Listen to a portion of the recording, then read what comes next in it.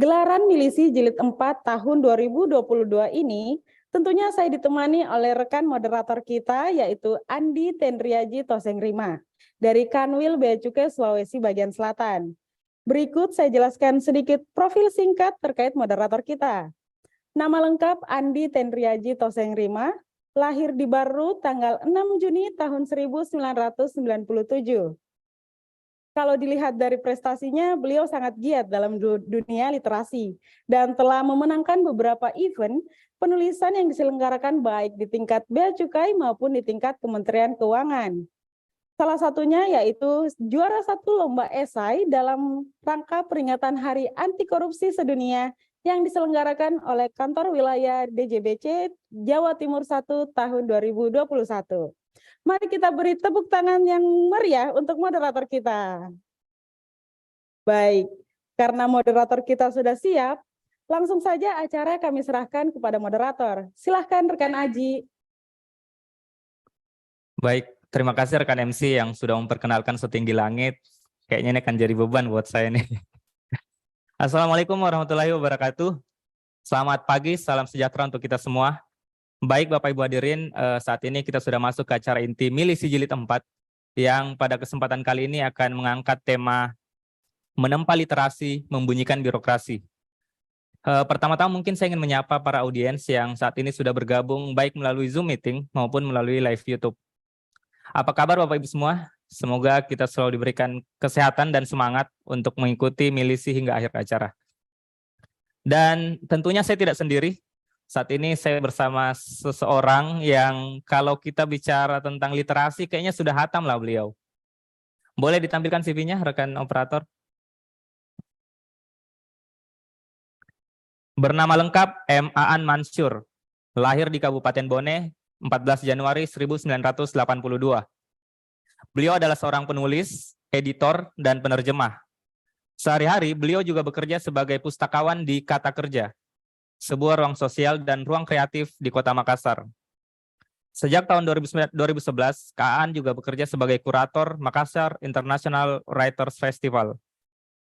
Beberapa bukunya yang sudah terbit antara lain Aku Hendak Pindah Rumah di tahun 2008, Kukila di tahun 2012, Kepalaku, Kantor Paling Sibuk di Dunia di tahun 2014, Melihat Api Bekerja di tahun 2015, Tidak Ada New York Hari Ini di tahun 2016, Mengapa Luka Tidak Memaafkan Pisau di tahun 2020, dan Waktu Yang Tepat Untuk Melupakan Waktu di tahun 2021.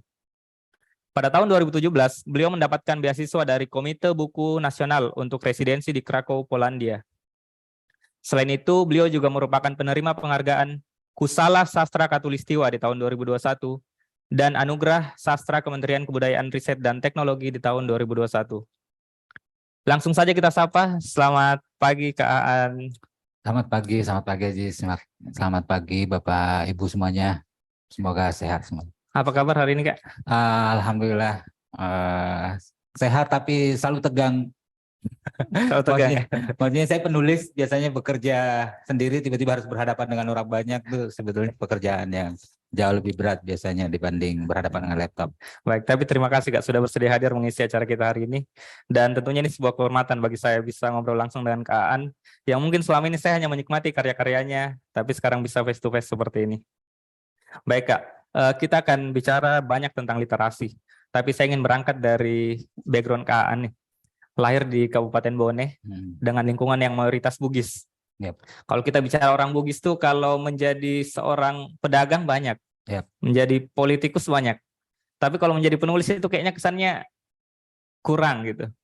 Nah, saya ingin tahu Kak, bagaimana sih ceritanya sampai kemudian tertarik dengan literasi dan kemudian merasa kayak oh ini adalah jalan ninjaku.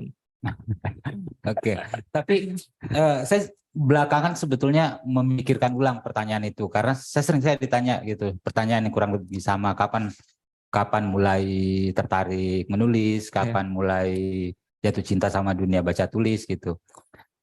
Sekarang saya punya anak soalnya dan bahkan anak saya sebelum bisa benar-benar membaca gitu mereka tertarik gitu. Jadi jangan-jangan sebetulnya pertanyaannya tuh bukan itu, jangan-jangan untuk banyak dari kita pertanyaannya adalah kapan mulai berhenti tidak tertarik sama dunia tulis-menulis. Dalam banget. Iya, jangan itu. Maksudnya saya anakku enggak tahu nulis puisi, tapi setiap hari mereka tuh melihat anak kembar yang bungsu kebetulan 2 gitu, baru usia 4 tahunan lebih gitu, dan setiap hari dia melihat dunia ini seperti baru saja diciptakan gitu. Jadi dia memandang dunia dengan sangat puitis gitu. Jadi ya saya enggak tahu, saya serahkan hidup dia untuk apakah dia nanti mau jadi penulis apa tidak. Tapi ya itu tadi, kalau pertanyaan itu buat kita semua, jangan-jangan kapan sih di usia berapa kita mulai berhenti tertarik sama baca tulis ya. Tapi oke, bahwa ini dunia saya sekarang, dunia tulis menulis. Saya ingat sekali sebetulnya dulu, saya bahkan sebelum ada orang tanya apa cita-citamu, saya sudah di kepala aku tuh ingin jadi penulis. Oh, Jadi waktu ditanya di SD, saya produk 80-an SD, jadi produk Orde Baru sekali. Kalau ditanya kan teman-temanku tuh, kalau ditanya apa cita-citamu, jadi pilot dulu paling favorit lah, pilot, dokter, tentara, polisi, dan seterusnya lah gitu. Giliran saya ditanya jadi penulis, semua orang di kelas itu ketawa, termasuk guru saya. Itu untuk membayangkan bahwa dunia kepenulisan di era itu sebetulnya dunia yang, apalagi saya tumbuh di desa, itu dunia yang asing sekali. Yeah. Tapi saya punya sejarah yang lain. Maksudnya saya lahir tuh sakit-sakitan, tumbuh sebagai anak yang pemalu, penakut gitu. Manusia tuh bukan benda favoritku gitu. Saya tidak suka ketemu orang gitu. Tapi saya beruntung karena kakekku tuh pembaca buku. Jadi di rumah kami ada perpustakaan kecil kakekku, ada mungkin sekitar 200-an judul buku gitu. Sesuatu yang besar jumlahnya untuk masa itu. Jadi masa kecil saya sebetulnya diselamatkan buku gitu. Jadi saya membaca semua buku-buku kakekku yang sebetulnya bukan buku yang cocok buat anak kecil kalau kita pikir-pikir waktu itu. Ketika usiaku masih kecil sekali gitu, supaya menghindarkan saya untuk ketemu orang lain. Jadi dulu tuh saya melihat dunia tulis menulis, membaca dan menulis itu adalah cara berkomunikasi dengan orang lain, cara bercakap dengan orang lain tanpa saya harus memandang matanya gitu, karena saya ngeri gitu berhadapan dengan orang gitu. Jadi bahkan sama ibuku pun tinggal satu rumah tuh surat-suratan gitu setiap hari. romantis sekali. Sebetulnya mungkin orang yang tidak melakukannya bilang romantis, tapi saya merasa itu lucu saja masa kecilku, kayak satu rumah tapi kalau ada hal yang saya mau sampaikan ke ibuku, saya harus mikir 2-3 hari nulis surat. Lalu ketika dia pergi ke pasar, ibuku dulu pedagang pasar tradisional gitu, penjual sayur. Jadi kalau misalnya saya mau beli buku, setelah mikir 2-3 kalimat gitu, ibuku pergi ke pasar, saya simpan di bantalnya gitu. Nanti 2-3 hari kemudian kalau ini dia akan meletakkan surat yang sama di kamarku gitu. Ya orang mikir itu romantis sekali. Sebenarnya itu kayak saya merasa kayak kemalangan masa kecilku gitu. Tapi bahwa itu melatih saya. Maksudnya sejak kecil saya memang sudah menggunakan medium menulis untuk menyampaikan gagasan, pikiran, perasaanku gitu sih. Oke, pertanyaan lanjutan saya Kak. Menurut Kakak proses menulis itu adalah sesuatu yang dilahirkan atau memang bisa dibentuk? Kalau kita ngomong menulis kan sebetulnya medium dan ruang kita bekerja adalah bahasa pasti ya. Dan semua orang, ya salah satu keunggulan kita sebagai manusia karena kita bekerja, bisa berimajinasi dan kita punya bahasa gitu, yang bisa membuat menghubungkan banyak orang gitu. Itu modal semua orang. Jadi semua orang sebenarnya bisa jadi penulis. Tapi bahwa model orang mengkomunikasikan gagasannya tidak semua merasa bahwa nyaman lewat teks tertulis gitu atau bahasa pakai aksara gitu. Ada orang yang lebih jago menggunakan bahasa lisan gitu dibanding bahasa tertulis, dan itu juga bukan modelnya hierarkis ya, kayak lebih keren orang yang menulis dibanding orang yang jago ngomong gitu. Atau ada orang yang lebih visual gitu, ada orang yang lebih bisa menggunakan gerakan gitu untuk mengkomunikasikan. Saya sendiri saya merasa lebih aman di menulis dan itulah yang saya latih sejak kecil sebetulnya. Jadi kita punya modal semuanya tapi menurutku harus dibentuk gitu, harus dilatih sedemikian rupa. Ya, menulis adalah cara yang paling aman untuk menyampaikan maksud. Tapi ada candaan yang bilang menulis cara yang paling aman karena tidak ada yang baca, Kak. Itu Iya, iya. Saya kira itu betul. Jadi dulu saya menulis salah satunya sebetulnya itu. Jadi hal pertama yang kenapa saya merasa saya menulis catatan harian. Waktu itu catatan harian ya kalau anak laki-laki gitu punya catatan harian itu dianggap sangat tidak laki-laki. Saya tumbuh di masyarakat Bugis yang sangat maskulin gitu, yang nggak usah menulis lah karena saya sakit-sakitan kan. Jadi kalau saya tidak bisa main bola, saya tidak bisa main kelereng seperti ada adekku cowok gitu, ada bisa main layang-layang gitu. Sementara saya kemana-mana pegang buku, menulis gitu. Tapi memang benar gitu. Dulu saya menulis itu sebetulnya mungkin ini satu hal yang membuat saya kemudian belajar puisi gitu. Jadi puisi di kepalaku waktu masa kecilku ketika saya menulis merangkai kalimat-kalimat atau kata-kata semacam itu sebenarnya saya bayangkan hanya saya sama Tuhan yang tahu gitu. Jadi kayak semua gagasanku, semua perasaanku yang saya merasa harus berpikir berkali-kali lipat untuk sampaikan ke orang lain tuh saya masukkan ke dalam ruang bernama puisi gitu. Yang di kepalaku dulu kayak ya itu sebetulnya semacam doa, semacam curhatku gitu. Tapi juga tidak pernah berani saya sampaikan ke orang gitu. Jadi benar gitu, menulis itu job sekaligus kebenaran sebetulnya. Tapi bahwa kalau kita ngomong tidak terbaca karena ya kita bisa bandingkan lah dengan produk-produk kebudayaan yang lain lah. Misalnya kalau buku puisi itu dibanding film misalnya itu jauh sekali timpang gitu. Orang dulu merayakan salah satu bukuku karena kayak wah itu buku puisi paling laris yang pernah ada di Indonesia gitu. 2016 terbit Tidak Ada New York Hari Ini gitu. Dalam tempo yang sangat singkat untuk ukuran buku gitu bisa laku gitu lebih 100.000 eksemplar gitu. Itu tidak pernah terjadi sebelumnya. Yang orang tidak lihat filmnya Ada Apa Dengan Cinta 2 waktu itu sudah dinonton 4 jutaan orang gitu. Jadi itu kan jomplang sekali sebetulnya. Jadi ya benar gitu bahwa ya mungkin paling aman menjadi penulis karena kalau tampil di televisi lebih mudah orang lihat gitu. Sementara kalau menulis mungkin memang aman buat sembunyi bagi sebagian orang. Tapi kemudian kenapa memilih puisi, Kak? Atau kekuatan kata-kata menurut Kak Aan itu seperti apa? Oke. Ya, pertama saya sejak kecil seperti yang saya bilang tadi itu sudah terpukau sama dunia bernama bahasa. Karena buatku tuh bahasa kayak bisa membuat saya ya itu tadi ya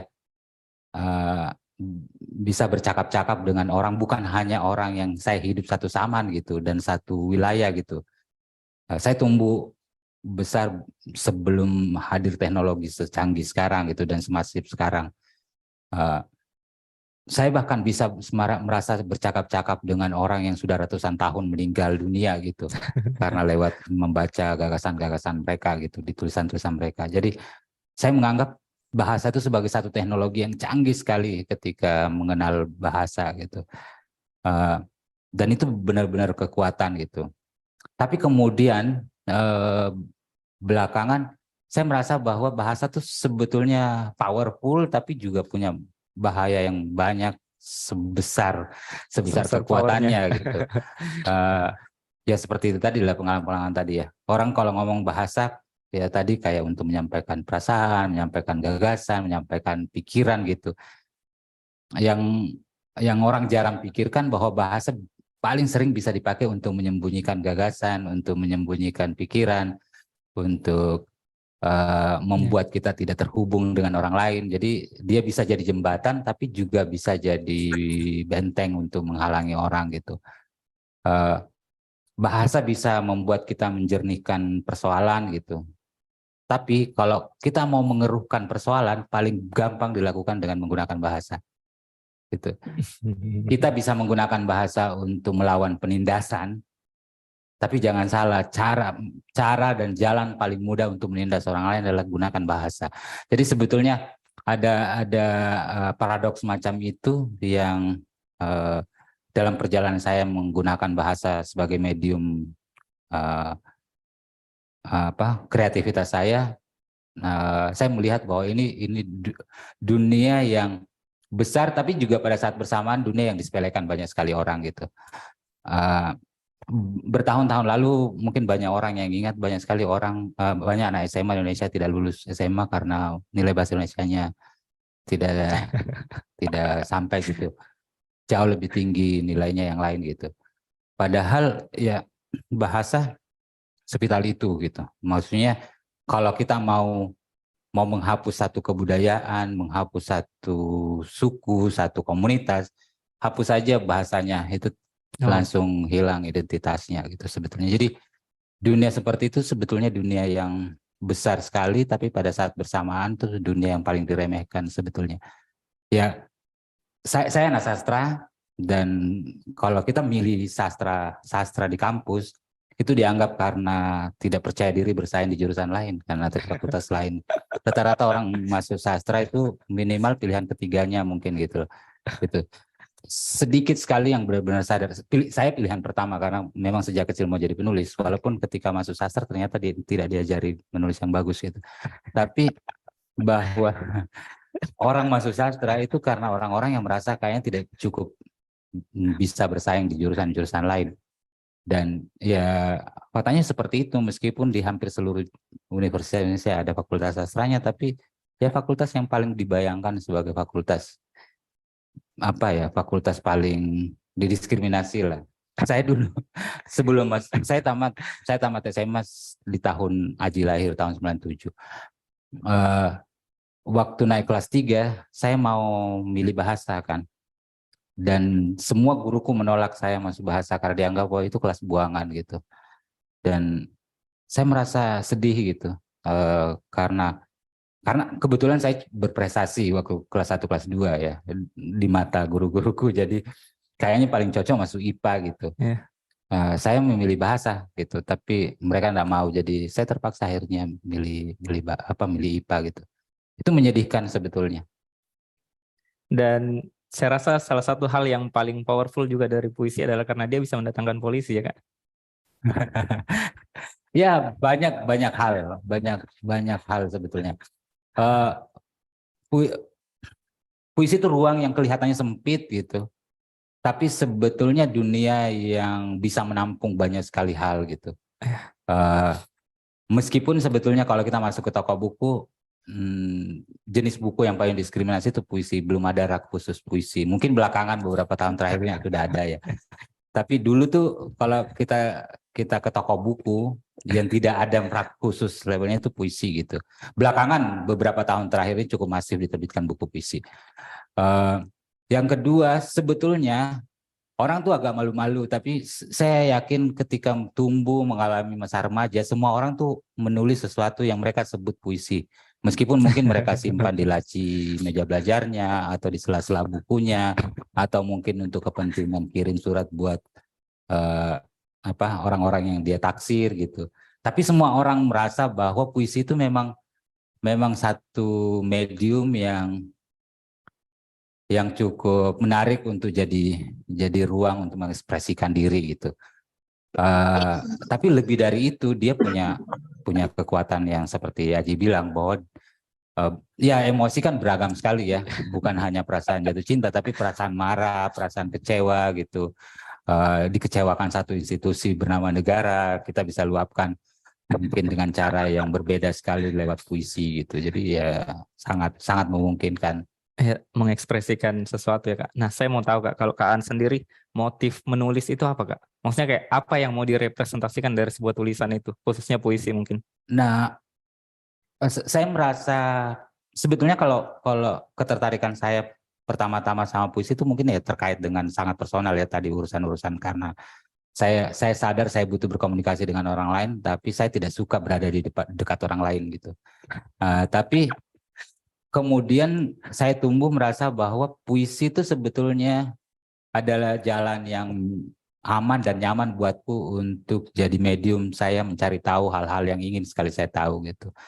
Eh, karena karena di dalam puisi yang kelihatannya sempit itu, orang memasukinya tuh sebenarnya kan tidak perlu ada pertanyaan-pertanyaan kayak apa agamamu, sukumu apa gitu. Kita bahkan bisa menari di dalam satu puisi dengan orang-orang yang bahkan kita tidak pernah bisa sentuh tangannya gitu.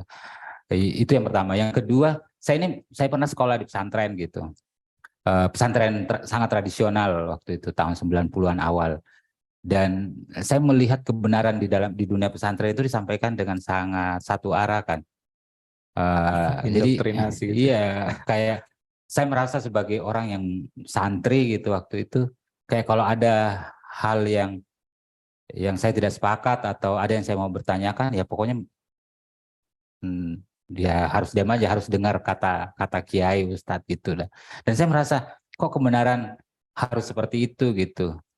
Apakah karena sebagai anak kecil saya tidak memiliki kebenaran sendiri atau apa gitu sehingga hal-hal seperti itu. Nah, di puisi sebetulnya memungkinkan kebenaran dalam pengertian apapun ya, tidak harus besar kebenarannya gitu. Itu bisa dikomunikasikan dengan jalan-jalan seperti tidak harus satu arah. Itu yang kedua. Yang ketiga sebetulnya saya orang yang suka sekali mempertanyakan segala hal gitu. Dan buatku puisi yang bagus itu kan sebetulnya seperti rumah yang dibangun dengan pertanyaan gitu. Jadi memasuki puisi itu lebih bukan dalam pengertian karena saya meyakini sesuatu gitu, tapi karena saya memiliki banyak sekali keraguan dengan banyak sekali pertanyaan tentang dunia ini gitu. Jadi satu-satunya yang saya yakini di dunia bernama puisi ya sebetulnya semua keraguan-keraguan saya gitu. Jadi itu tidak bisa saya lakukan dengan jenis-jenis tulisan yang lain gitu. Maksudnya puisi memberi ruang untuk semua hal yang kompleks semacam itu tadi untuk saya alami gitu.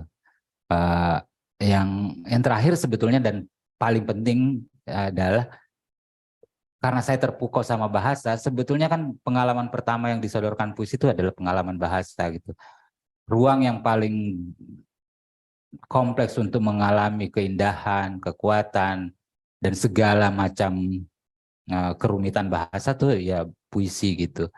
Meskipun juga banyak jenis tulisan yang lain, tapi kalau kita baca novel misalnya atau buku-buku teks, itu beda sekali, bukan pengalaman bahasa yang pertama-tama disodorkan. Membaca cerita pendek misalnya sebetulnya yang ingin dialami adalah pengalaman narasi, pengalaman cerita, bukan pengalaman bahasa sebagai satu ekosistem, satu organisme sendiri gitu. Tapi kemudian bagaimana memberi dampak dari sebuah tulisan itu Pak, kalau gitu? Karena kan jadinya ya interpretasinya jadi beragam. Kemudian prosesnya juga melalui manuver-manuver yang kompleks gitu. Sampai kalau saya sendiri kan kalau saya menulis esai karena saya ingin menyampaikan maksud. Jadi ada maksud yang saya sampaikan ke pembaca. Kalau puisi kan prosesnya jadi sangat kompleks. Saya harus bermanuver, kemudian pembaca juga harus menginterpretasi. Jadinya maksudnya bisa jadi tidak tersampaikan tuh Kak. Ya, tapi itu artinya tercipta percakapan kan. Maksudnya di esai itu sebetulnya kan pembaca lebih pasif gitu. Maksudnya kalau pembaca yang paling aktif itu sebetulnya kalau membaca puisi. Karena puisi itu seperti peta yang kamu harus temukan sendiri jalan. Setiap puisi adalah peta bagaimana dia mau dibaca gitu. Sehingga ruang yang diberikan kepada pembaca, kepada pengalaman, pengetahuan, perasaan pembaca sangat besar untuk berfungsi di sana gitu. Sebagai penyair, saya percaya betul bahwa untuk menghasilkan satu puisi yang bagus tuh sebetulnya minimal dibutuhkan 2 penyair gitu. Penyair pertama ya penulis yang tulis. Tapi sebetulnya ketika berhadapan dengan puisi, pembaca itu adalah penyair kedua. Jadi dia menulis ulang puisi yang dia baca untuk kepentingan dia gitu. Itu tidak bisa kita alami dengan membaca esai gitu. Yang kita mau tahu adalah apa sih gagasan secara langsung oleh seorang penulisnya gitu. Itu yang pertama. Yang kedua, puisi itu sebetulnya seperti saya bilang tadi, itu satu rumah yang dibangun dengan pertanyaan-pertanyaan. Yang orang jarang sekali sadari adalah pertanyaan itu punya kekuatan besar sekali. di puisi memicu orang untuk terus bertanya kenapa begini, kenapa susulan katanya begini, kenapa dipenggalnya begini. Itu sebetulnya karena saya percaya betul bahwa pertanyaan itu penting gitu. Ya sekali lagi belakangan menjadi semakin sadar gitu karena saya punya anak kecil dan dunia ini semua hal itu dipertanyakan dengan kayak anak kecil ya sudah sangat klise, orang selalu bilang dia seperti filsuf, dia seperti penyair. Tapi itu benar gitu, mereka mempertanyakan dan seringkali kita terkejut sebagai orang dewasa karena pertanyaannya kita tidak bisa jawab gitu. Dan kita merasa diserang kan kalau sebagai orang dewasa kalau ditanya terus tidak bisa gitu. Makanya saya kira semua orang punya pengalaman yang agak unik gitu terkait dengan pertanyaan. Dulu di sekolah, karena saya sekali lagi saya bilang suka sekali bertanya gitu. Semua hal yang saya benar-benar tidak mengerti saya pertanyakan dan bukan hanya yang apa ya, yang normal-normal aja gitu, yang absurd-absurd saya suka pertanyakan. Nah, di setiap kelasku dulu itu kalau guru sudah selesai menjelaskan terus ada yang dan dia bilang oke, saatnya ada yang mau bertanya gitu. Saya pasti angkat tangan karena saya sudah punya catatan apa saja yang saya mau pertanyakan. Dan itu Mas, itu situasi setelah saya angkat tangan semua orang akan menoleh ke saya gitu. Semua teman kelas saya akan bilang, "An, kalau kau tidak mau bertanya kita sudah dari tadi main gitu. Kita keluar main gitu." Jadi pertanyaan itu sesuatu yang dibenci gitu. Iya, dan buatku saya merasa tumbuh di satu situasi yang terus-menerus asing karena saya punya banyak pertanyaan gitu. Dan sebetulnya apa yang kalau cara paling mudah menjelaskan profesi penyair itu sebetulnya saya jarang sekali secara bangga menyebut diriku penyair ya. Tapi ada situasi-situasi di mana saya suka gitu. Karena saya kan tidak terbiasa basa-basi. Misalnya kalau naik pesawat gitu, tiba-tiba saya sendiri terus pasti akan berdekatan dengan orang dan orang kan biasanya kayak, "Oh mau kemana deh?" Ya, kita kan satu pesawat tidak mungkin dua tujuannya ya maksudnya kayak. Tapi ada situasi di mana tiba-tiba mereka akan bilang, "Pekerjaannya apa?" gitu. Ya itu saat yang paling satu-satunya situasi di mana saya bangga bilang penyair karena saya mau orang berhenti bertanya kan. Maksudnya kayak kalau saya bilang penyair, dia kayak aduh pertanyaan selanjutnya apalagi nih kalau penyair karena mereka merasa kayak wah ada ya orang di dunia ini yang cukup nekat jadi penyair karena di kepala banyak orang penyair itu adalah orang yang menyusahkan dirinya kan, maksudnya mempertanyakan semua hal yang orang lain tidak mau pertanyakan gitu. Benar lagi. Nah maksudnya ya hal-hal seperti itu gitu sebetulnya. Jadi karena saya percaya betul kekuatan pertanyaan. Kekuasaan tuh takut sekali dipertanyakan gitu. Jadi bukan hanya kekuasaan dalam level yang besar seperti negara, tapi kekuasaan apapun selalu takut sama pertanyaan.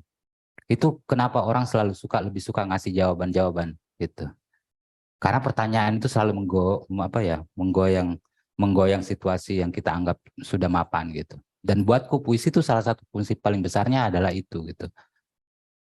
Membuat kita supaya selalu sadar untuk mempertanyakan dunia ini dan tidak menerima apa adanya. Baik Kak, saya mau coba sedikit lebih tajam di sini. Soalnya kan kami ini di birokrasi ya Pak, Kak, ada tuntutan untuk memberikan dampak, memberikan pengaruh. Sementara kan kalau kita lihat sekarang kayaknya ada dikotomi antara kata dan kerja. Kesannya itu ada orang-orang yang bisa berkata-kata tapi tidak bisa bekerja, dan ada yang bekerja tapi tidak bisa berkata-kata. Nah itu selalu dianggap sebagai dua hal yang berbeda Kak, dua hal yang terpisah. Ada semacam, kalau menurut saya itu mungkin adalah false dikotomi, tapi itu terjadi Kak. Yeah. Nah menurut Kak An itu bagaimana? Bagaimana memberikan dampak itu dari tulisan-tulisan? Tapi betul itu saya kebetulan bersama beberapa teman punya komunitas namanya Kata Kerja gitu. Dan itu kenapa namanya Kata Kerja itu persis seperti itu sejarahnya gitu. Kami resah karena kita hidup di satu situasi di mana orang tuh memecah dunia ini di dua ekstrim, kutub ekstrim ya. Ekstrim kata, ekstrim kerja lah. Kira-kira ada orang yang kita anggap terjebak dalam dunia kerja, dan kalau kita ngomong kerja seolah-olah tuh dia tidak berpikir, tidak membaca, tidak menulis gitu. Terus ada dunia yang dianggap dunia kata gitu, yang oleh satu pihak menganggap apa sih kok kerjaan cuma membaca, cuma diskusi, cuma menulis gitu. Seolah-olah semua itu tadi bukan pekerjaan yang penting gitu.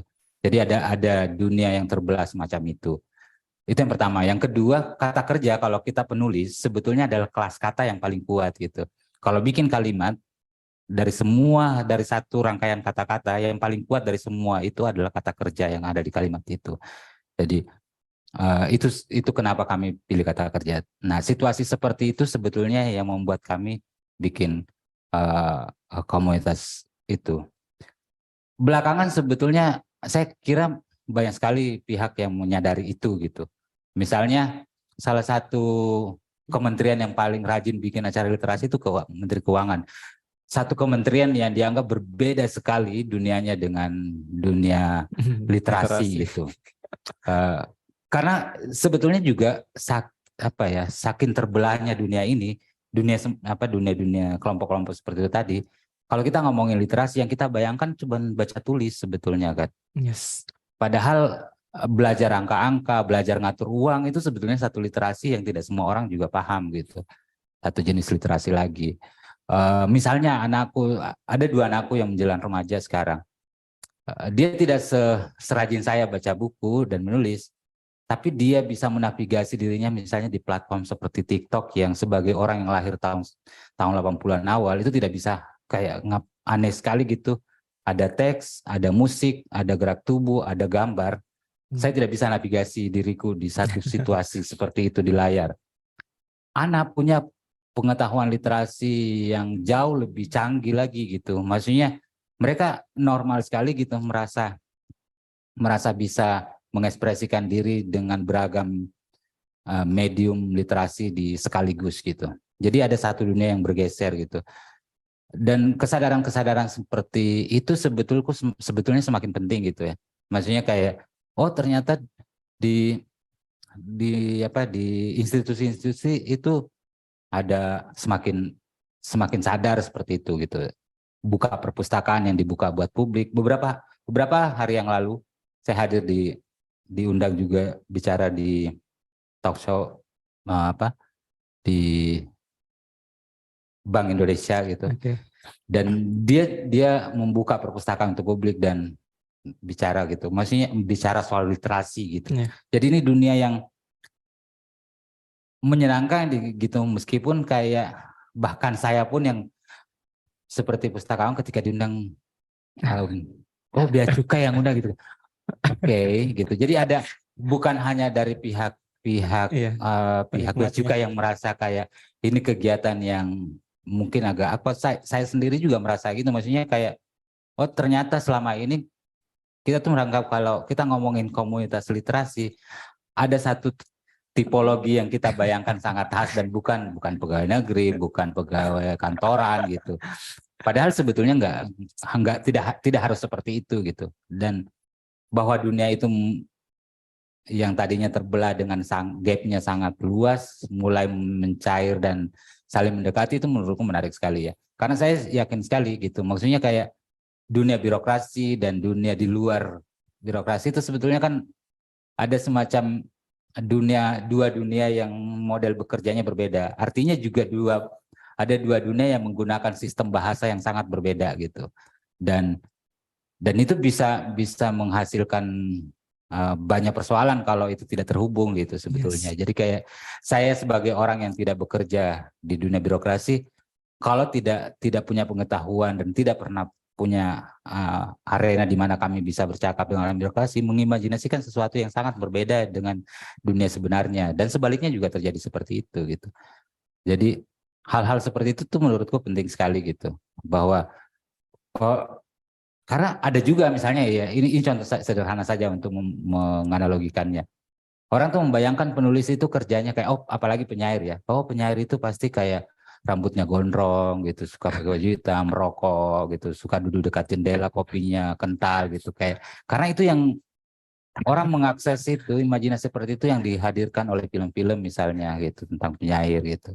Ya padahal tidak, maksudnya penyair itu ya sama aja gitu dengan pekerjaan yang lain, tidak lebih absurd dan tidak juga lebih keren gitu. Jadi sama saja. Tapi juga di sisi sebaliknya orang membayangkan kayak pasti membosankan sekali ya sebagai penyair, kayak pasti membosankan sekali ya kerja di kantor gitu yang kayak gitu. Ternyata tidak gitu, kayak wah ada studionya yang keren seperti tempat saya sekarang gitu. Ya, jadi ada dua dunia yang menurutku penting untuk dijembatani dan apa dihubungkan supaya percakapannya berlangsung lebih bagus gitu dan tidak saling apa ya tumbuh dengan imajinasi yang apa ya yang sangat bertolak belakang lah yang tumbuh minimal dengan gitu. Iya. stigma gitu ya Kak. Ya, dan itu berbahaya gitu. Jadi saya kira penting sekali gitu. Harusnya tidak lagi kita merasa aneh kalau Bea Cukai bikin festival literasi gitu. Bukan hanya karena mereka yang punya uang, karena kalau komunitas kita nggak punya uangnya.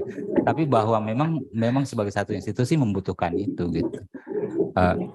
Kalau kita sudah bilang tadi bahwa bahasa itu menampung identitas, gagasan, sejarah seperti Pak Kanul bilang tadi, artinya ya sebetulnya orang di birokrasi harus membaca supaya tahu situasi apa sih yang terjadi di luar dirinya. Gitu. Nah, hal-hal seperti itu sih sebetulnya saya kira dan itu menarik karena beberapa tahun belakangan ini sangat cukup masif gitu gerakan-gerakan literasi yang dikerjakan oleh institusi-institusi pemerintahan gitu. Baik, terima kasih Kak Aan atas jawaban-jawaban yang luar biasa. Ternyata menyenangkan sekali ya ngobrol dengan penyair. Kayaknya setiap kata yang dikeluarkan itu kayak menggelitik banget gitu. Dan kayaknya mulai detik ini saya sudah mulai mempertimbangkan untuk menciptakan puisi pertama saya, Kak. Saya yakin sekali sebetulnya Aji itu punya banyak puisi yang maksudnya apapun gitu yang dia sebutnya puisi. Saya mungkin udah simpan di Simpan di notes HP. di notes HP gitu. Baik Kak, saya masih punya banyak pertanyaan Kak. Cuma saya juga tidak mau menyabotase pertanyaan ke waktu dari tanya jawab dari peserta. Boleh kita buka sesi tanya jawabnya, Kak? Sip. Tapi sebelum itu kita saksikan persembahan berikut ini.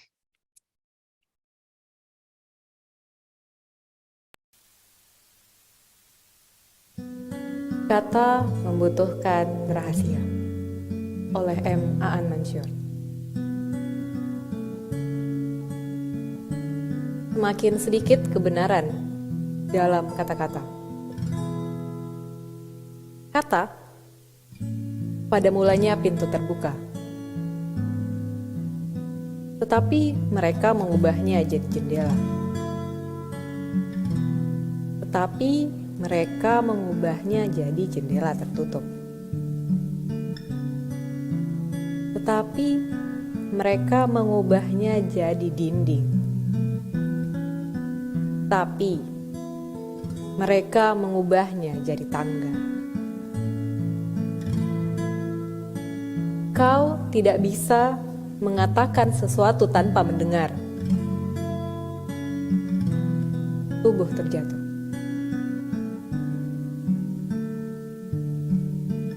Kata pada mulanya rimba raya,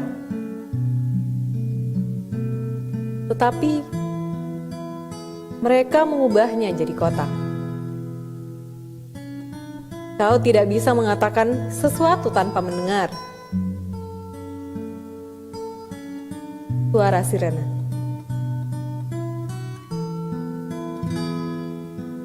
Kata pada mulanya pusat denyut, tetapi mereka mengubahnya jadi senjata. Kau tidak bisa mengatakan sesuatu tanpa mendengar. Jerit maut. Semakin banyak bahaya dalam kata-kata. Tetapi tepi tetap mesti tepat menjadi kita. Maka sejak sejuta puisi yang lalu, aku dan kau dikitakan rahasia yang tidak sanggup dikatakan kata.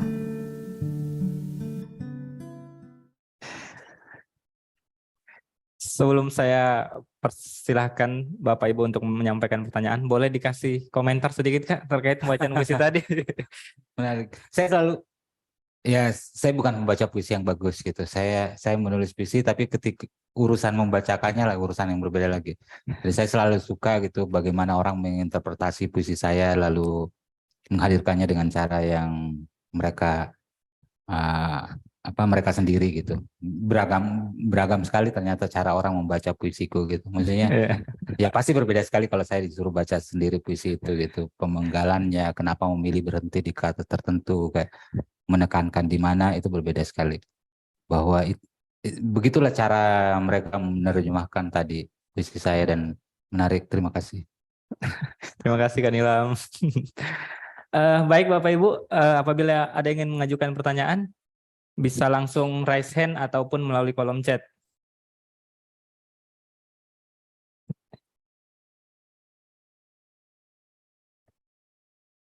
Oh, sudah banyak pujian nih Kak Nilam, keren. Selanjutnya mungkin dapat job baca puisi lagi.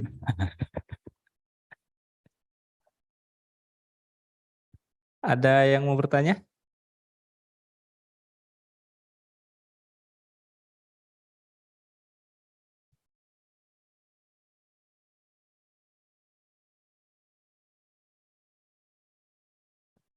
Padahal tadi saya sudah ngomong loh, pertanyaan itu penting Iya, sekali gitu. pertanyaan itu adalah suatu hal yang penting.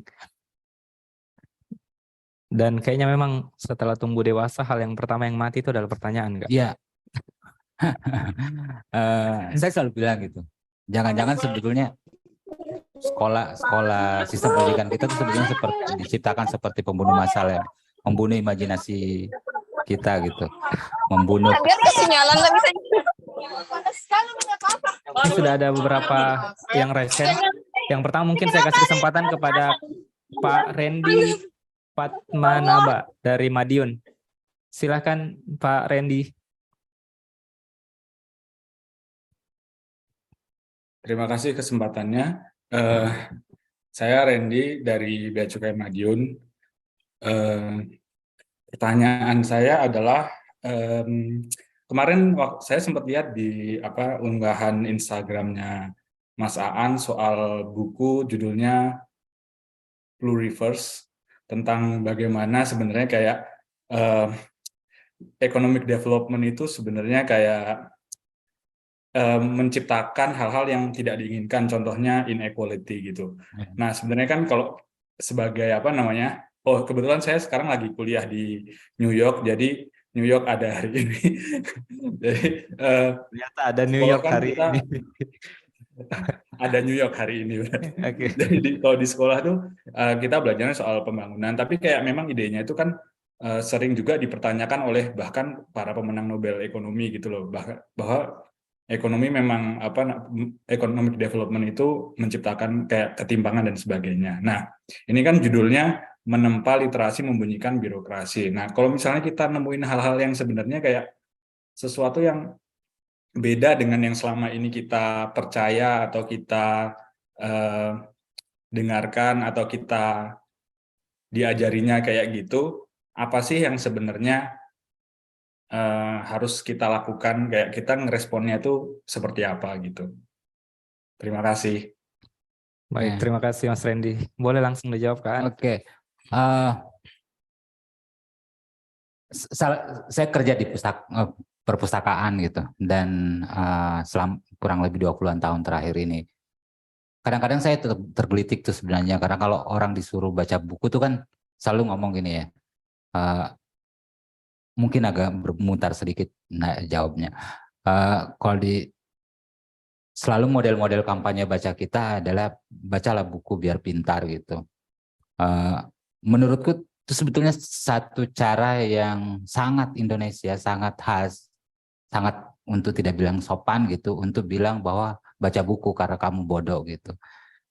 Dan tidak ada orang yang mau dibilang bodoh gitu. Tapi sebetulnya yang orang tidak sadari adalah bahwa membaca buku itu tuh berbahaya, dalam pengertian bahwa semakin banyak buku yang kita baca itu sebetulnya semakin sadar kita kalau semakin sedikit yang kita tahu gitu. Jadi salah satu paradoks terbesar dalam hidup kita adalah untuk bisa tahu bahwa kita memiliki pengetahuan yang sangat sedikit, kita membutuhkan banyak pengetahuan untuk tahu itu gitu. Jadi itu absurd sekali sebetulnya. Jadi apa yang saya pelajari dari dunia yang disebut literasi ini adalah untuk untuk tahu, saya membutuhkan banyak sekali pengetahuan untuk tahu bahwa saya ternyata hanya tahu sedikit sekali. Dan artinya saya sudah bilang tadi gitu, termasuk menulis ini sebagai jalan untuk mencari tahu hal yang ingin sekali saya tahu. Jadi sebetulnya di tulisan saya, kenapa salah satunya milih puisi adalah karena saya lebih tertarik untuk menunjukkan hal-hal yang ingin saya tahu ketimbang hal-hal yang sudah saya tahu, karena sedikit sekali. Kalau hal-hal yang sudah saya tahu saya tulis, artinya saya sudah lama berhenti nulis sebenarnya, karena sedikit sekali yang saya tahu. Nah, artinya puisi itu sebetulnya juga adalah jalan untuk saya melihat kekuranganku gitu. Kalau saya baca lagi 20 buku puisi pertama saya yang saya tulis misalnya 2000-an awal gitu, itu jelek sekali gitu dari posisi sekarang. Tapi apa hal yang bagus dari situ adalah kalau saya malu melihat tulisanku 15 tahun yang lalu, artinya saya tumbuh gitu. Itu bagian dari diri saya. Jadi baca tulis dunia literasi ini tuh sebetulnya mengajari saya untuk melihat banyak hal tentang diri saya, apa yang harus saya pertahankan, apa yang saya tidak gitu. Nah, semua orang dimanapun berada tuh sebetulnya berada di situasi seperti itu. Dia punya kebutuhan untuk bisa membaca dirinya gitu. Misalnya satu hal sederhana lah, dunia puisi Indonesia itu sangat maskulin gitu, sangat salah satu hal yang paling dibayangkan orang sebagai penulis misalnya, wah kalau jadi cowok kamu bisa menggombal cewek gitu kalau kamu punya puisi. Jadi ada semacam romantisasi bahwa dunia patriarki itu sebetulnya dilanggengkan oleh puisi Indonesia gitu. Jadi dan benar itu kalau kita baca, kalau kita misalnya ditanya sekarang siapa penyair-penyair Indonesia yang kamu kenal, di kepala orang banyak imajinasi itu laki-laki semua. Susah sekali menyebut perempuan. Artinya sebagai orang yang hadir di dalam dunia puisi, hal seperti itu saya tidak ingin berlanjut gitu. Artinya saya mau meskipun saya sebagai laki-laki, saya harus mengoreksi, menggeledah, menginterogasi bahasa saya untuk tidak melanggengkan hal-hal yang saya anggap dan masyarakat anggap tidak penting lagi. Itu yang pertama. Yang kedua, contoh paling sederhana. Puisi punya dosa besar bagaimana dia melanggengkan eksploitasi alam. Puisi itu banyak sekali menggunakan alam untuk meromantisir manusia gitu, bahwa manusia itu dijadikan metafora alam, dijadikan metafora bahwa manusia ini menaklukkan alam dengan sedemikian rupa. Buatku harus berhenti. Bumi tidak sedang baik-baik saja dan penyair tidak harus bekerja. Nah, semua orang dimanapun pekerjaannya harus menyadari apa bahayanya dari pekerjaannya. Apa yang telah dilakukan oleh pekerjaannya terhadap satu kehidupan ini gitu. Dan penting sekali, makanya ya orang akan aneh ngelihat ngapain seorang penyair Indonesia baca buku kamus postdevelopmentalisme gitu misalnya. Tapi buatku penting karena itu untuk mengoreksi bahasa saya gitu, untuk mengeksplorasi bahasa saya, apa sih yang salah selama ini saya kerjakan. Oh ternyata banyak sekali praktik-praktik yang sebetulnya sudah terjadi ratusan tahun yang lalu, tapi kemudian penting untuk kita kelola gitu loh, perkenalkan ulang misalnya, karena sistem ekonomi politik kita tuh mengarahkan kita ke jurang yang sangat mengkhawatirkan. Ini contoh yang jarang sekali orang sadari. Sebetulnya salah satu dosa besar dunia tulis menulis adalah kalau orang tuh tidak sadar sebetulnya dengan membaca dan menulis, menderetkan huruf dan tanda baca, itu sebetulnya kalau kita membaca kita sedang mengalami waktu itu sebagai waktu historis, waktu linear. Jadi selalu kita bayangkan ada awal, ada tengah, ada akhir. Itu berbeda sekali kalau kita baca foto. Misalnya, visual itu tidak seperti itu. Nah, waktu linear ini kan sebetulnya kalau kita ngomongin dunia ekonomi politik misalnya itu sangat kompatibel dengan dunia kapitalisme gitu. Kita membayangkan ada masa depan dan masa depan itu kita bayangkan sebagai sesuatu yang harus lebih bagus dari masa lalu gitu. Artinya destruktif sekali waktu menulis itu sebetulnya. Jadi bahkan secara filosofis aksara itu sebetulnya punya dosa besar sendiri dalam urusan bagaimana dunia ini bekerja mengeksploitasi kehidupan. Nah, hal-hal seperti itu sebagai penyair penting sekali buatku gitu. Jadi ketika saya baca buku-buku yang bagi orang lihat kayak apa sih hubungannya Aan baca buku-buku seperti itu dan urusannya gitu. Atau misalnya saya baca buku tentang dunia disabilitas gitu. Bahwa bahasa tuh melakukan penindasan banyak sekali gitu. Misalnya lah contoh-contoh teknologi kita bilang blind spot gitu. Atau kita bilang gagap teknologi gitu. Kita meminjam difabilitas seorang untuk mengatakan sesuatu yang jelek gitu. Kita bilang misalnya apa ya? Kalau untuk bilang ignoran gitu, misalnya kita bilang apa sih istilahnya gitu? Kayak tone deaf gitu. Kenapa kita harus menggunakan disabilitas orang? Karena jadi itu sebetulnya kan melakukan diskriminasi dan melakukan kekerasan ke satu kaum gitu. Dan bahasa tuh sering sekali menggunakan itu gitu.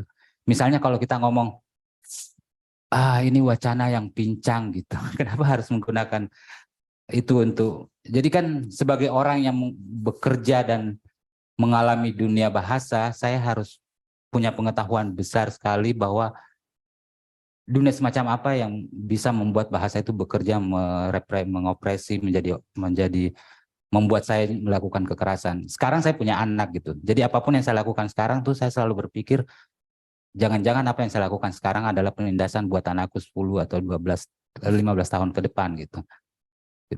Jadi kurang lebih itu, dan saya kira saya memberi contoh diriku yang hidup di dunia puisi. Tapi buat siapapun yang hidup di macam-macam tempat harus memikirkan punya mekanisme untuk memikirkan bahwa pekerjaannya itu selalu punya bahaya. Selalu punya jalan untuk menjadi bagian dari yang merusak hidup itu. Saya kira itu sih. Baik, terima kasih Kak Aan. Semoga menjawab ya Mas Randy. Selanjutnya mungkin ada dari Bea Cukai Malili. Ini salah satu penyair juga dari Bea Cukai Malili. Silakan Mas Ahmad Soleh.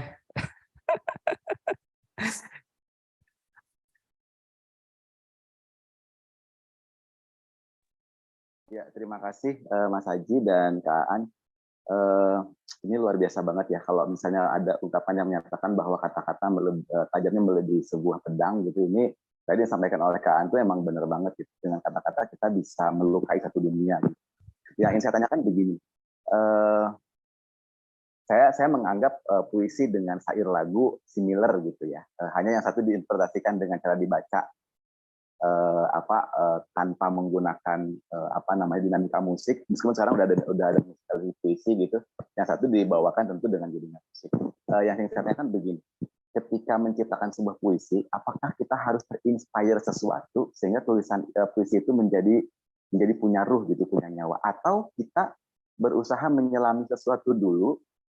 Kan ada orang yang bikin lagu itu misalnya kayak Slank, dia bikin lagu Anyar 10 Maret. Ketika kakak membuat lagu itu kan penuh kesedihan gitu, sehingga syair yang dia buat itu melambangkan perasaan dia pada saat itu, sehingga lagunya begitu deep gitu, begitu dalam. Ketika dinyanyikan oleh penyanyi lain, Alin waktu itu menyanyikan di X Factor, dia memberikan ruh yang berbeda dengan lagu itu, dan kakak Slank mengatakan ini adalah aura lagu yang berbeda dengan apa yang saya dulu nyanyikan, dan bahkan rasanya jauh lebih dalam.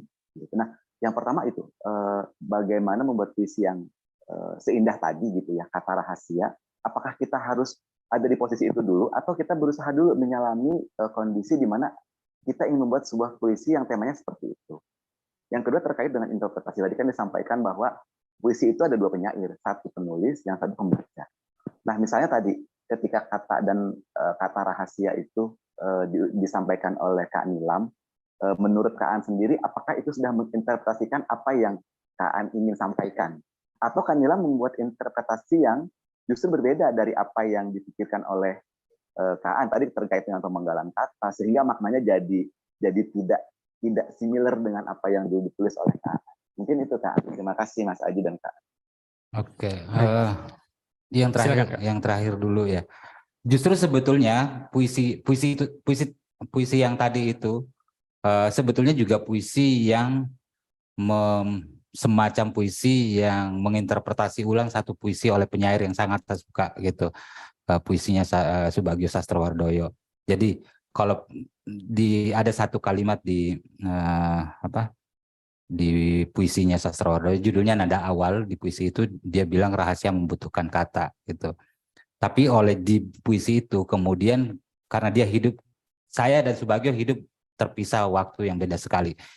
Jadi saya merasa bahwa ya mungkin di konteks seperti itu ya, karena dia hidup diciptakan di masa Orde Baru gitu, di mana orang harus meredam sesuatu gitu, sehingga dia merasa bahwa dia butuh kata untuk menyampaikan sesuatu.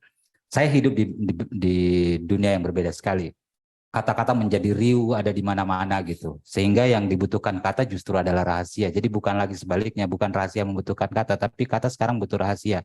Maksudnya gini, kalau kita keluar dari ruangan ini sekarang dan menemukan kata ada di mana-mana di pinggir jalan gitu. Ada dua kekuatan paling besar yang menguasai bahasa di jalan-jalan. Kalau bukan kekuatan ekonomi, jadi semua kata-kata yang kita lihat di pinggir jalan itu cuman menyuruh kita untuk beli. Itu kekuatan ekonomi besar. Dan kekuatan politik elit. Pilih. Tidak ada ruang lain dari bahasa yang disiapkan oleh bahasa di pinggir jalan yang banyak itu, yang sangat riuh itu, kecuali dua kekuatan besar ini. Nah, ketika saya menulis puisi, sebetulnya pengalaman-pengalaman itu, keresahan saya semacam itu tetap ada di puisi, tapi saya tidak ingin memaksa Nilam memahami apa yang saya pahami tadi itu. Bahwa dia kebutuhannya berbeda sekali, ya silahkan. Dan kalau ngelihat tipografi puisi itu tadi, memang penggalan-penggalannya ada kemana-mana, jadi bisa dibaca menjadi beragam cara gitu, dan memang dimaksudkan begitu gitu. Jadi bukan, ya saya bilang tadi, penyair itu tidak mau mendialogkan satu kebenaran yang harus seperti cara dia melihat dunia gitu. Dia menciptakan sesuatu supaya di sesuatu itu orang bisa mendialogkan beragam cara memandang dunia gitu. Nilam memandang dunia, dia tumbuh dari bacaan yang berbeda, tumbuh dari keluarga berbeda, budaya berbeda, buku-buku yang dia baca berbeda, sehingga cara dia melihat dunia berbeda sekali. Ketika dia bertemu ruang bernama tadi puisi itu, pasti beda sekali lihatnya. Tapi puisi itu memungkinkan cara itu dibaca gitu, dan tidak ada masalah gitu. Dan itu justru kekuatannya puisi gitu. Itu yang pertama. Yang kedua tadi, yang pertama soal inspirasi gitu. Yeah. Semua orang tuh sebetulnya kan setiap hari dengan jatah waktu yang kita punya setiap hari, kita mengalami ribuan hal yang sebetulnya mengagumkan sekali kalau kita mau bilang gitu ya. Tapi tidak semua orang kan maksudnya mengalami itu, karena semua orang ya mau tidak mau orang dipaksa untuk menerima dunia ini apa adanya gitu. Tidak lagi mau bersusah-susah mempertanyakan kenapa gitu. Misalnya lah, tidak usah jauh-jauh. Misalnya saya bilang gini, saya tadi sebelum kita live ini Aji nanya gitu, gimana saya menulis. Saya bukan penulis yang disiplin dalam pengertian bahwa saya menganggap menulis itu hanya urusan berhadapan dengan laptop gitu. Sehingga hitungannya berapa jam, tidak gitu. Semua aktivitas saya dalam 24 jam itu adalah bagian dari pekerjaan saya sebagai menulis. Jalan kaki misalnya, jalan kaki itu adalah bagian dari nulis gitu. Ini bukan semata supaya saya sehat gitu, bahwa menulis itu memang bikin sakit, apalagi di usia 40-an seperti sekarang tuh sakit punggung tuh mudah gitu. Tapi bukan cuman itu. Saya percaya betul kendaraan yang kita gunakan, jenis kendaraan yang kita gunakan sangat berpengaruh dari kemampuan kita sama urusan kata-kata. Semakin cepat kendaraan kita, semakin sedikit hal yang kita bisa tangkap. Gitu. Jadi kalau misalnya kantor dan rumah kita 500 meter jalan kaki aja, kita akan mengalami dunia lebih kompleks dan lebih banyak hal yang kita bisa baca. Jadi semakin lambat kendaraan kita, itu semakin banyak dunia ini kita alami gitu. Kalau kita naik mobil kaca mobil kita digelapkan pula, ada teman kita berdiri di pinggir jalan, itu paling yang kita bayangkan kayak, oh ada tadi temanku, tapi kita ragu, tadi bajunya merah atau merah jambu karena gelap gitu. Kalau kita naik motor, mungkin kita bisa kenali sedikit bahwa, oh kayaknya potongan rambutnya berbeda deh dengan bulan lalu. Kalau kita naik sepeda, kita bisa bahkan sangat detail kayak, wah ternyata sekarang gaya celananya beda sekali, atau dia pakai sepatu baru gitu. Atau bahkan kita bisa, kalau jalan kaki kita bisa ngajak ngobrol gitu. Dan kita tahu bahwa oh ternyata dia ganti parfum gitu. Dan seterusnya. Jadi semakin cepat kendaraan kita, semakin sedikit dunia ini kita alami. Semakin sedikit kata-kata, semakin sedikit modal kita untuk menulis gitu sebetulnya. Jadi itu bagian dari saya menulis. Jadi kalau seolah-olah itu inspirasi itu kata yang licin gitu. Seolah-olah penulis itu kayak duduk menunggu ilham datang dari langit. Enggak begitu hidup penulis itu. Itu mitos yang sebetulnya enggak benar gitu. Seolah-olah kata inspirasi itu kayak ada cahaya putih datang entah dari mana gitu dan saya merebutnya dan menulis gitu. Enggak begitu. Penulis itu manusia biasa yang mungkin adalah kelebihannya adalah karena dia setiap mau keluar rumahnya dia membawa persediaan pertanyaan yang jauh lebih banyak dari orang lain. Sehingga apapun yang dia lihat, apa yang dia rasakan dia pertanyakan gitu dan jadi bahan untuk dia nulis. Bahwa ya dia manusia biasa yang mengalami emosi beragam seperti manusia lain gitu. Tapi dia tidak ingin bahwa kayak misalnya kalau saya sedih hari ini bukan urusan kayak saya cepat-cepat mau menyembuhkannya supaya saya hilang dari sedih gitu. Saya harus bertanya kenapa saya sedih. Sedih tadi ini adalah sedih karena saya marah atau sedih sama kecewa. Ini berbeda sekali. Warna sedih yang tadi itu warnanya merah atau warnanya hijau gitu. Dan seterusnya dan seterusnya. Jadi hal-hal seperti itu. Makanya jarang sekali saya menggunakan kata inspirasi sebenarnya karena itu kata yang agak licin gitu. Agak seolah-olah penuh dengan mitos gitu, sesuatu yang diromantisir sedemikian rupa. Buatku ya semakin intens kita mengalami dunia, semakin banyak modal kita nulis gitu. Dan kita bisa berbeda. Misalnya tadi, kalau orang bilang wah kata-kata itu seperti pedang, itu metafora kan? Metafora sebenarnya. Bisa beda-beda. Misalnya kalau saya yang ditanya apa yang kamu tangkap dari itu tiba-tiba yang ada di kepala saya nggak suka metafora kata lebih tajam daripada pedang. Saya tidak suka kalimat seperti itu. Kenapa? Karena yang ada itu asosiasi perang gitu. Asosiasi mengalahkan orang lain, menaklukkan orang lain. Seolah-olah kata itu bisa dipakai hanya untuk menaklukkan orang lain gitu. Jadi semua buat saya itu metafora berbahaya gitu. Itu membuat pikiran kita metafora kata-kata kan pada mulanya dia sederhana abstrak gitu. Tapi bisa menggerakkan cara kita memandang dunia dan itu bisa membuat kita tindakan gitu.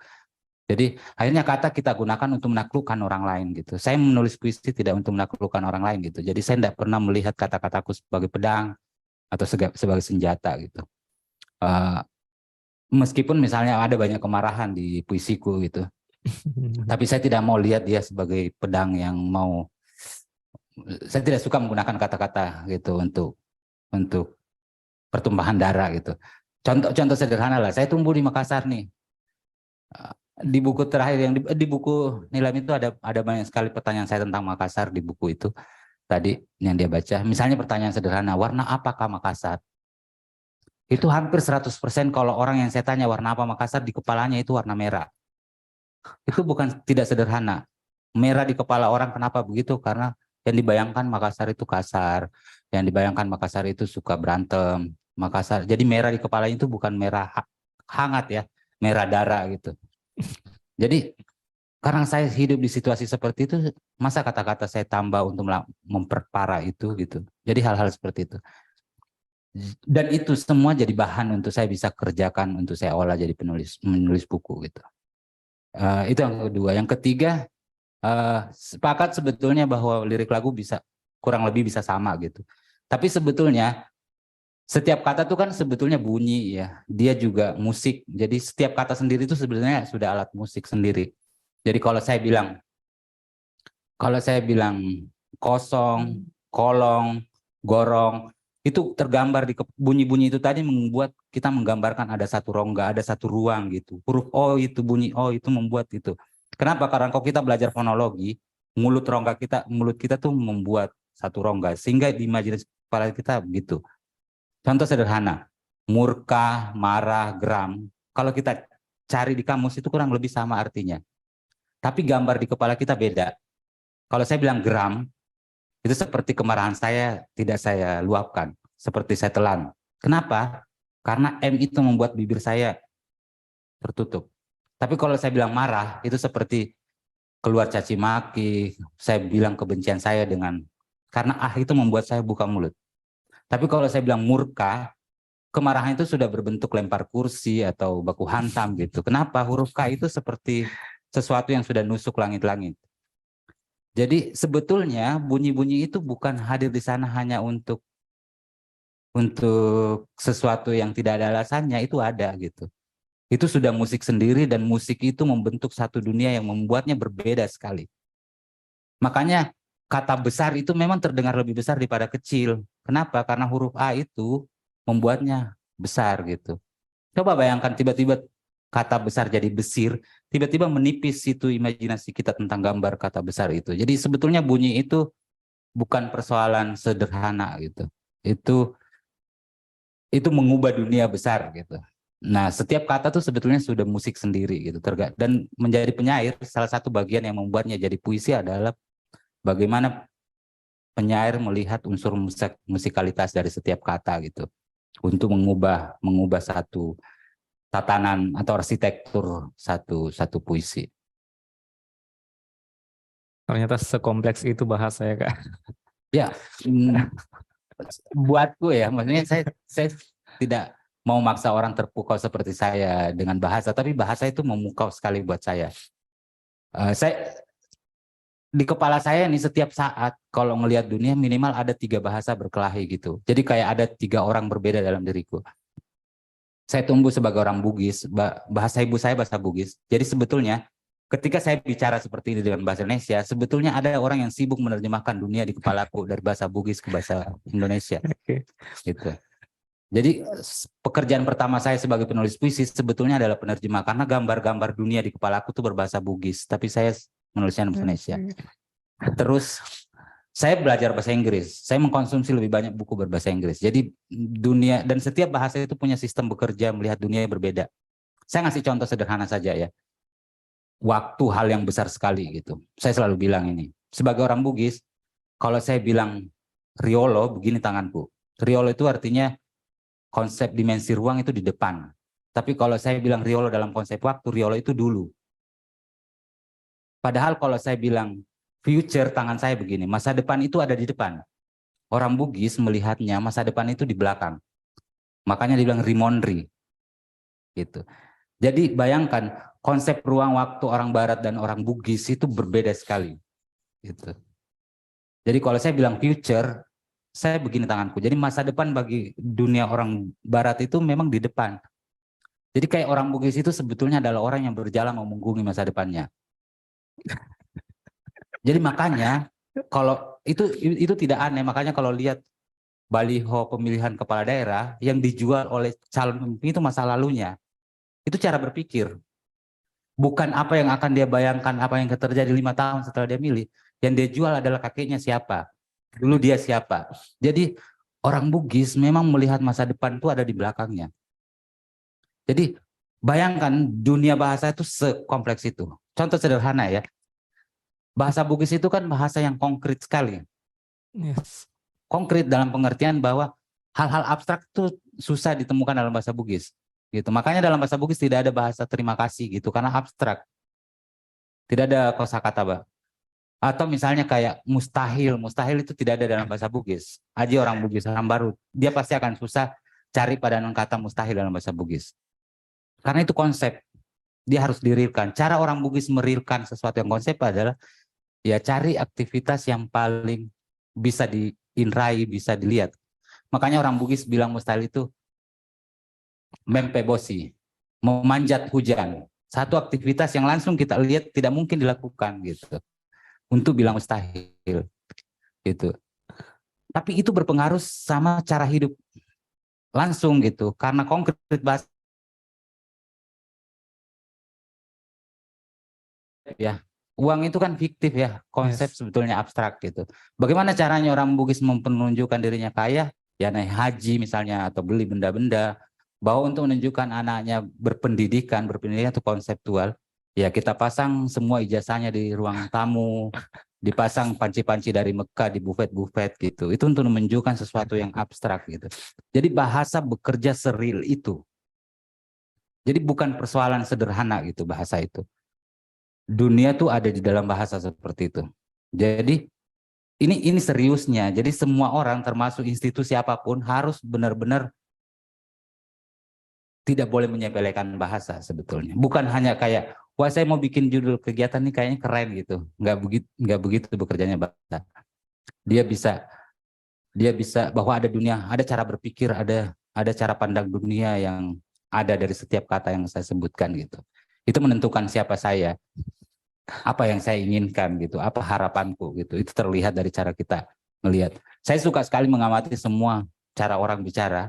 Jadi kalau saya ada di forum, saya suka sekali itu belak-belak. Karena saya mau memahami dunia di kepala pembicara dengan cara menghitung kata apa yang dia pakai, yang paling sering dia pakai gitu. Misalnya gitu.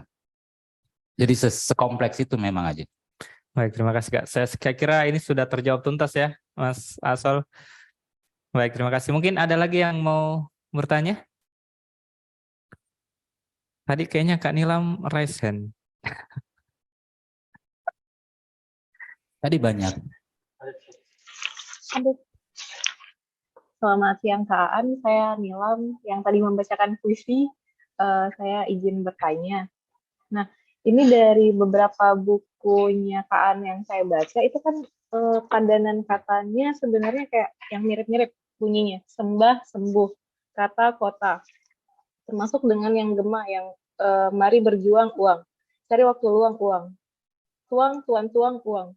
Jadi maksudnya saya merasa kayak, kok bisa ya memikirkan pilihan kata yang seperti itu dengan padanan kata yang bunyinya bisa mirip, terus digabungkan dengan kemudian dikombinasikan kemudian menjadikan satu kalimat ataupun ungkapan ataupun jadi satu baris puisi. Itu gimana sih Kak? Maksudnya kok bisa, tapi tidak mungkin, maksudnya prosesnya pasti sangat panjang ya, tidak mungkin kayak serta-merta kok saya bisa bikin puisi menggunakan dua kata ini.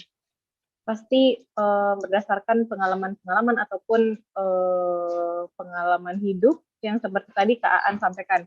Mungkin bisa diceritakan kembali Kak, seperti apa sih sampai menemukan padanan kata yang kemudian bisa sampai akhirnya menjadi satu baris puisi yang mungkin bagi kita sebenarnya itu kata yang biasa, tapi ketika dia digabungkan menjadi padanan kata kemudian menjadi kalimat yang lebih bermakna.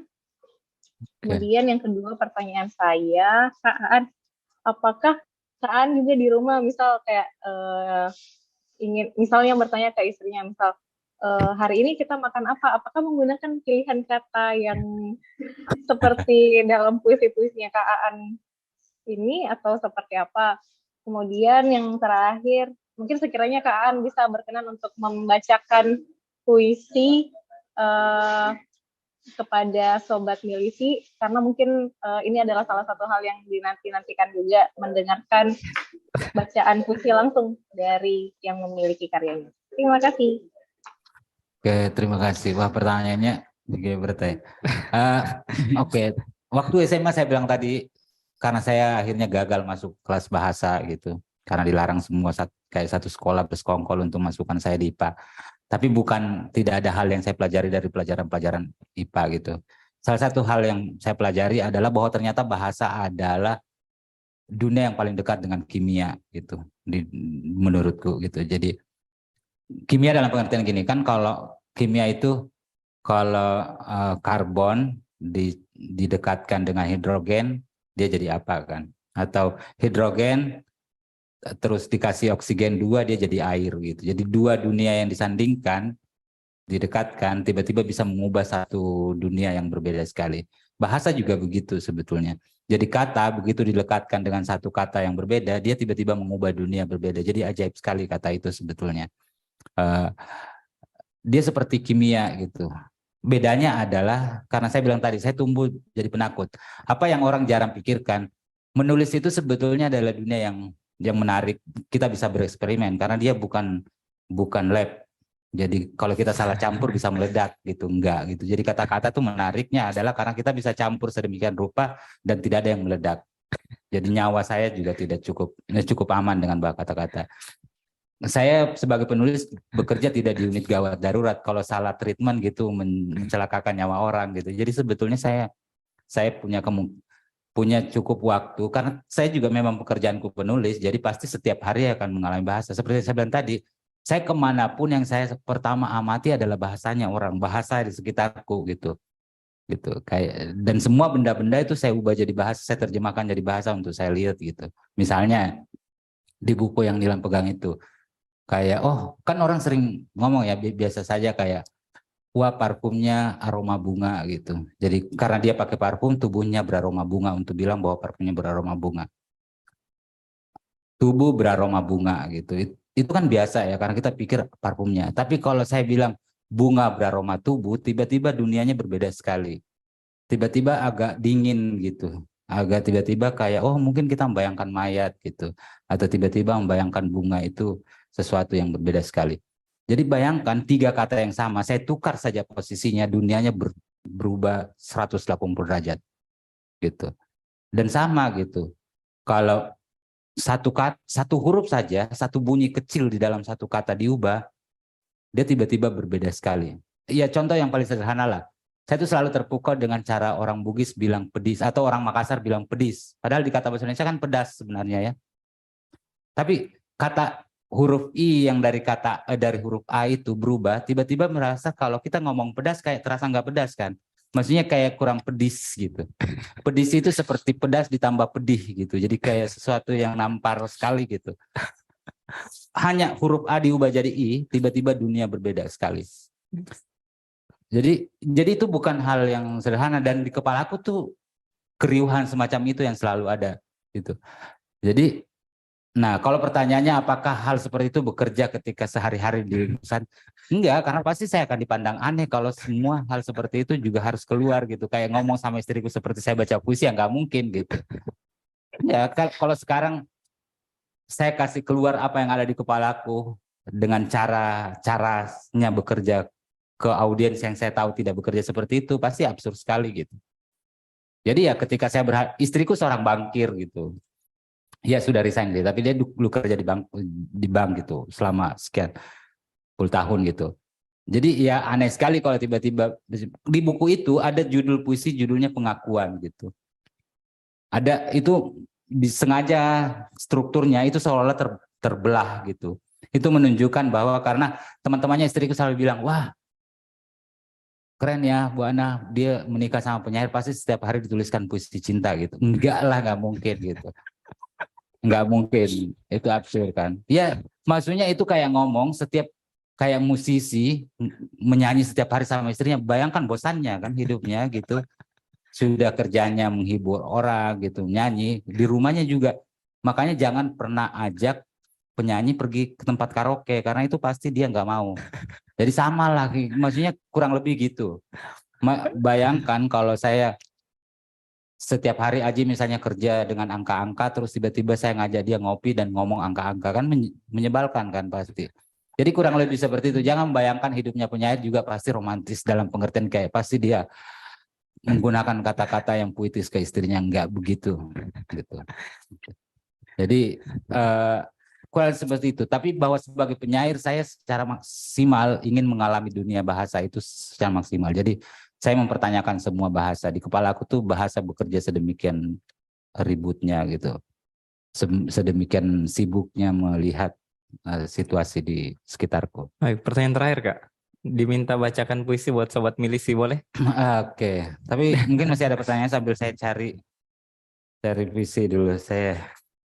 Atau ada request Kak puisi? Tadi ada yang dari kolom chat. Oke, mungkin ada yang mau bertanya dulu, silakan. Ada dari Bang Habibi, Kanwil DJBC Sulbaksel. Silakan Bang, apakah masih bergabung bersama kami?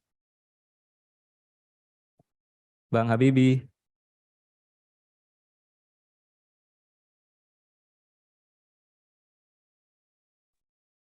Ada yang atau silakan saja Kak. Mohon izin bertanya, bagaimana sebenarnya menemukan diksi yang tepat untuk mengungkapkan rasa? Oh ini sudah bergabung, silakan Bang Habibi. Ya itu sih pertanyaannya, sebenarnya gimana sih menemukan diksi yang benar gitu dalam mengungkapkan rasa atau ekspresi di dalam sebuah tulisan gitu. Soalnya dari pengalaman sih, kadang apa yang ditulis itu tidak benar-benar menggambarkan ekspresi yang saya inginkan. Saya kesulitan seperti itu. Ya, bagaimana menggunakan kata? Oke, jadi sebetulnya ini bukan benar atau salah ya. Kenapa saya menyukai puisi, karena Ini ada kebenaran. rule-nya bukan urusan salah benar gitu. Tapi tergantung, misalnya kalau saya bayangkan menjadi menulis puisi seperti membangun rumah, ini kita membayangkan arsitektur rumah seperti apa, tujuan apa yang kita capai misalnya. Jadi saya selalu bilang rumah, karena sebetulnya puisi itu adalah salah satu alat komunikasi saya dengan ibuku. Dulu bertahun-tahun ibuku tinggal di pulau berbeda, dan saya jarang ngobrol sama ibuku. Tapi dia adalah pembaca pertama hampir semua puisi saya dulu, gitu. Dan ibu saya cuma tamat SMP gitu. Jadi bahasa Indonesianya sederhana sekali. Jadi kalau teman-teman lihat kenapa bahasa puisi saya bukan bahasa yang susah dipahami, dalam pengertian kayak tidak ada kata yang susah sekali. Anda harus membuka kamus gitu, karena semua kata itu sebetulnya kata bahasa sederhana aja. Kenapa? Itu tadi. Bahasa Indonesia saya itu sebetulnya bahasa yang sederhana, bahasa Indonesia yang sederhana. Bahasa yang baru saya pelajari ketika sekolah. Bahasa Bugis bahasa pertama saya. Jadi tergantung sebetulnya kebutuhannya apa gitu. Kebutuhannya apa, kita memilih kata apa. Kalau misalnya saya bayangkan kan rumah Bugis itu arsitekturnya absurd ya. Maksudnya karena itu tadi saya sudah ngomong soal cara berpikir gitu. Jadi kalau kita pergi ke Balikpapan misalnya, bisa dengan mudah kita tebak kalau ini rumah orang Bugis atau tidak gitu. Misalnya hanya dilihat warna cat rumahnya yang kadang-kadang kayak tabrak lari gitu. Terus kayak arsiteknya minimalis, tapi tiba-tiba di atas terasnya gitu ada lampu kristal yang mewah yang tidak cocok gitu. Itu mudah ditebak, ini orang Bugis gitu. Itu karena cara berpikir tadi. Nah, di puisi saya ingin balik gitu. Jadi arsitektur saya eksteriornya sesimpel mungkin, tapi saya ingin interiornya semaksimal mungkin. Jadi ada banyak lapisan di dalamnya. Jadi satu kata sebisa mungkin mewakili gitu. Jadi selalu saya membayangkan rumah puisi saya tuh terdiri dari banyak ruangan di dalamnya. Jadi mungkin tidak sesuai layer orang, misalnya gini, bahwa puisi saya di lapisan pertamanya bicara soal perasaan, sedih misalnya ya. Kenapa? Karena semua orang pasti pernah sedih gitu. Tapi sebenarnya di lapisan kedua bukan itu yang saya mau bilang. Saya mau bicara soal isu sosial misalnya. Di lapisan ketiga saya mau bicara soal isu politik, dan saya lebih jauh mau bicara yang lebih filosofis tentang dunia bahasa dan sebagainya. Tapi kan tidak semua orang saya bisa sampai ke sana. Ini tergantung pengalaman, pengetahuan orang untuk bisa sampai di level mana gitu. Yang kedua, bisa saja puisi itu juga menghadirkan satu lapisan yang saya tidak sadari karena pengetahuan saya tidak sampai sana, tapi orang yang baca bisa ciptakan satu level yang saya nggak sadari sendiri gitu. Jadi diksi, meskipun orang pikiran kita sesederhana bahwa diksi itu adalah urutan memilih kata dengan kata, tapi tidak seperti itu sebetulnya. Yang kalau kita selalu bicara soal diksi, seolah-olah kita menganggap bahwa puisi adalah seni merangkai kata-kata indah. Itu salah satu miskonsepsi paling besar dari dunia puisi. Puisi itu sebetulnya adalah satu seni cara berpikir, seni memandang dunia. Jadi bukan sekadar seni merungut. Kalau Anda hanya berpikir bahwa menulis puisi adalah seni merangkai kata yang indah, Anda tidak akan pernah bikin puisi yang bagus. Itu saya yakin. Itu. Kenapa? Karena yang sebetulnya yang ada dalam puisi adalah bagaimana kita memasukkan satu dunia yang kita sudah bentuk ke dalam bahasa. Jadi, nah itu berbeda dengan cara merangkai kata gitu. Jadi urusan diksi itu kemudian adalah urusan apa sih yang ingin, dunia semacam apa yang ingin dibentuk. Sangat tergantung di sana sebetulnya. Bahwa tidak semua puisi yang saya sukai hari ini adalah puisi yang pertama kali saya baca saya suka. Tidak. Kenapa? Makanya saya bilang tadi gini, kalau contoh misalnya gini, kalau kita baca puisi cinta lah sesederhana itu ya, puisi cinta. Kalau kita lagi sedih terus baca puisi cinta, semua puisi cinta itu terasa mengolok-olok kita. Itu bukan ditulis buat kita. Tapi puisi cinta itu pas kita lagi jatuh cinta, kita merasa bahwa puisi ini ditulis khusus untuk saya gitu. Jadi sebetulnya kata-katanya sama aja. Jadi dunia yang saya bawa masuk ke dalam puisi itu menentukan bangunan puisi ini juga. Makanya saya bilang tadi bahwa Penyair itu puisi yang bagus itu nggak pernah ditulis satu penyair, dia dua penyair. Kesedihannya orang yang baca tadi ini membuat dia menulis ulang puisi cinta tadi ini menjadi terbaca olok-olok buat dia. Ya, penulis puisi nggak memaksudkan mengolok-olok orang yang sedih gitu. Ya, kira-kira gitu. Jadi kekhawatiran saya ketika orang bicara diksi adalah menyederhanakannya sebagai orang merangkai kata gitu. Tapi kata tuh bukan hanya sesederhana itu tadi gitu. Dia di setiap kata tuh harus ada pertimbangan apa saja sih gitu. Kenapa kita milih tertentu? Misalnya contoh gini, ini satu teknik yang bisa dipakai bukan hanya di dalam puisi. Misalnya ada teknik yang disebut tangga abstraksi. Tangga abstraksi itu bisa dijelaskan dari dua kata yang saya pilih, tangga abstraksi. Tangga itu sesuatu yang konkret, tangga itu bisa saya pegang, saya lihat, saya gambarnya. Abstraksi itu sesuatu yang abstrak. Jadi menulis itu seperti naik turun tangga. Jadi milih kata itu seperti naik turun tangga. Kalau saya bilang semakin tinggi naik tangga itu semakin abstrak. Jadi kalau saya bilang kendaraan, kita tahu kendaraan apa, tapi kita tidak lihat, tidak ada gambar di kepala kita kan. Jadi saya bilang mobil, kita tahu mobil, kita sudah tahu mobil, tapi kita tidak lihat warnanya, jenisnya. Kalau saya bilang sedan, turun lagi nih, lebih konkret. Nah, sekarang tujuan kita sebenarnya bukan hanya karena urusan bunyinya atau apanya. Saya mau kendaraan supaya orang bisa membayangkan sesuatu yang dia suka aja gitu. Tapi kalau saya mau orang spesifik melihat sedan dan bilang sedan merah, dia nggak bisa lari dari situ. Karena saya bilang sedan merah, ya dia dunia yang saya gambar buat dia itu sempit itu.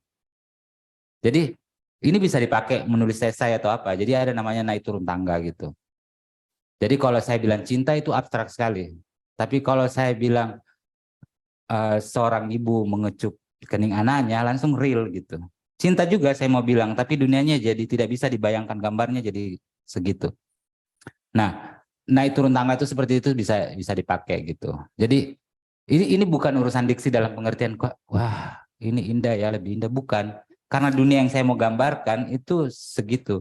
Saya kan yang orang jarang sadar gini. Kalau kita mau menulis yang bagus, bukan hanya apa yang ingin kita tahu, apa yang ingin kita sodorkan ke pembaca yang harus kita tahu. Penulis harus tahu apa yang tidak ingin dia bilang. Itu yang jarang orang pikirkan. Jadi memilih kata tertentu supaya saya tidak perlu bilang ini, gitu. Jadi bukan hanya saya pilih ini karena saya mau bilang A. Saya pilih A karena saya tidak mau bilang C. Gitu. Jadi kalau saya bilang misalnya gini, saya mau menggambarkan dunia orang di kepalanya kayak banyak sekali pikiran yang tidak tahu bagaimana caranya, jadi imajinasi itu bisa jadi. Misalnya bilang di kepalanya ada biji-biji yang siap tumbuh. Dengan bilang begitu, gambaran kepalanya orang tuh dunia agraria, dunia warna hijau, tumbuhan, pertanian, dan sebagainya. Tapi kalau saya bilang di kepalanya seperti ada akuarium kecil dengan ikan-ikan hal yang saya mau bilang sama, tapi gambar dunianya berbeda. Tiba-tiba saya mengajak orang untuk bicara tentang air, tentang laut, dan menghindarkan orang bicara tentang pertanian. Gitu. Jadi sebetulnya karena saya tidak mau orang bicara soal pertanian, saya memilih kata akuarium, misalnya gitu. Jadi contoh seperti itu. Jadi diksi itu bukan hal yang sederhana urusan menderet atau memilih kata A atau kata B, tapi urusan mau ciptakan dunia apa gitu. Semoga terjawab ya Bang Habibie. Mungkin pertanyaan terakhir tadi Kak dari Kak Nilam belum dijawab. Atau saya minta pinjam buku puisi itu ya yang tadi. Kayaknya puisi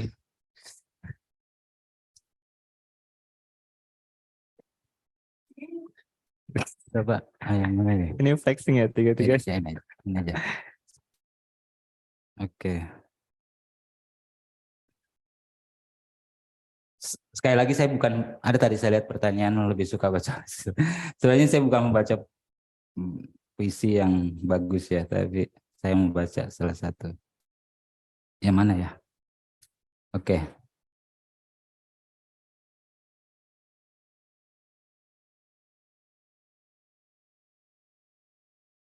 Ini salah satu puisi di Mengapa Luka Tidak Memaafkan Pisau. Karena ada dilipat satu di sini, jadi saya baca yang di dekatnya aja. Ini judulnya pertanyaan.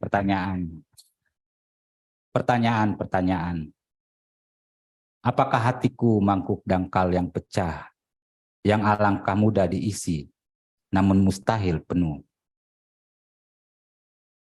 Apakah mencintai diri sendiri berarti menjadi batu yang dilemparkan ke lautan lepas tanpa dasar?